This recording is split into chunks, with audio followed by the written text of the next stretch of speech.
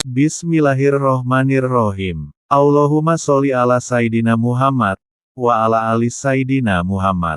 Pernikahan ruhaniyah. Sahabat yang berbahagia, kenikmatan jasmaniyah yang terbesar adalah kenikmatan bersetubuh dengan pasangannya. Demikian juga kenikmatan ruhaniyah. Yang dimaksud dengan persetubuhan ruhaniyah adalah persetubuhan jiwa dengan ruh.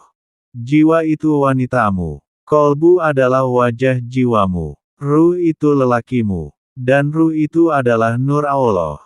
Jiwa dan kolbu adalah satu kesatuan yang merupakan maujudnya ruh. Maka setiap jiwa itu tidak bercerai dengan ruh, namun keduanya belum tentu bertemu. Sarana untuk mempertemukan keduanya adalah zikrullah. Karena tujuan kita berzikir itu adalah untuk membersihkan kolbu dari kotoran yang menjadi hijab antara jiwa dengan ruh supaya jiwa bisa bertemu dengan ruh, supaya jiwa dapat mengenal ruh yang merupakan sebenar-benar dirinya. Bertemunya jiwa dengan ruh maka terjadilah persetubuhan keduanya. Persetubuhan jiwa dengan ruh bukanlah seumpama persetubuhan jasmaniyah. Tetapi sebagai peleburan jiwa kepada ruh di kedalaman kolbu, lebur di dalam satu rasa, yaitu rasa lautan nur Allah. Goyangan zikir itulah goyangan persetubuhan jiwa dengan ruh, karena di setiap lafaz zikir itu kolbu ditarik kepada nur dan nur ditarik oleh kolbu, keduanya saling tarik-menarik, hingga menyatu keduanya dalam satu rasa, lalu menjadi hening sehening-heningnya dan tiada lagi lafaz zikir. Persetubuhan atau peleburan jiwa ke dalam ruh menghasilkan zauk yaitu rasa nikmat batiniyah yang jauh lebih tinggi dari rasa nikmat persetubuhan jasmaniyah. Itulah makanya seseorang ahli zikir itu menjadi kecil keinginan syahwat jasmaniyahnya karena ia sudah mendapatkan nikmat yang jauh lebih besar dari kenikmatan duniawi. Meskipun ahli zikir itu diberikan rasa nikmat di dalam zikrullah, hal itu tidak menjadikan hatinya lalai kepada Allah, tetapi justru menjadikan dirinya semakin ingin bertambah lebih dekat lagi dan lebih mesra lagi dengan Allah. Itulah birahi ruh kepada Tuhannya yang bukan sejenis hawa dari nafsu.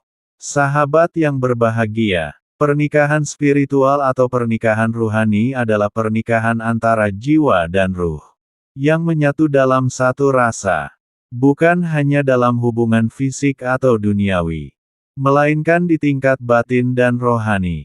Yang lebih dalam, pasangan spiritual adalah cerminan jiwa. Yang paling mendalam menjadi penerang.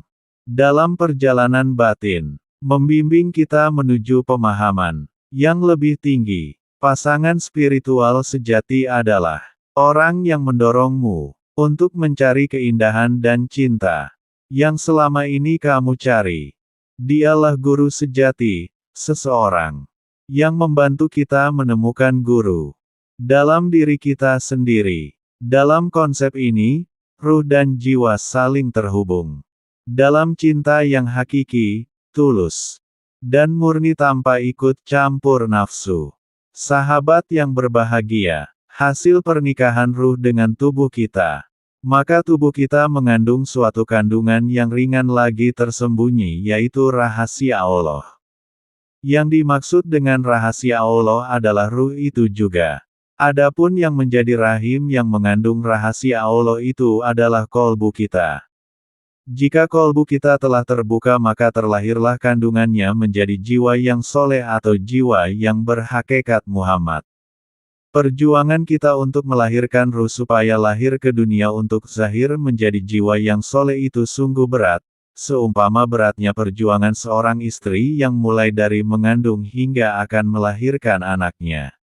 Adapun cara kita berjuang untuk melahirkan ruh pada kita supaya zahir atau terlahir menjadi jiwa yang soleh adalah dengan berpuasa dan berzikir dengan mengikuti suatu metode tarekat supaya terbuka kolbu kita dan lahirlah diri kita sebagai jiwa yang soleh. Kita harus siap sakit-sakitan dulu, insya Allah bahagianya kemudian setelah berhasil melewati sakitnya berjuang. Sebagaimana makna kias dari surat Al-A'raf ayat 189. Artinya, Dialah yang menciptakan kamu dari diri yang satu dan daripadanya Dia menciptakan pasangannya, agar Dia merasa senang kepadanya. Maka setelah dicampurinya, istrinya itu mengandung kandungan yang ringan, dan teruslah dia merasa ringan beberapa waktu.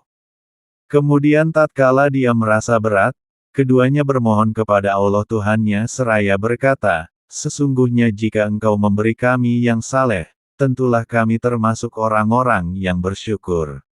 Sahabat yang berbahagia, semoga kita, anak-anak kita, istri kita, kedua orang tua kita, dan saudara-saudara kita semua, selalu mendapatkan bimbingan hidayah dalam perjalanan menuju jalan Marifatullah, dan diberi keselamatan, kesehatan, limpahan rizki, dan kesuksesan di dunia dan di akhirat. Amin.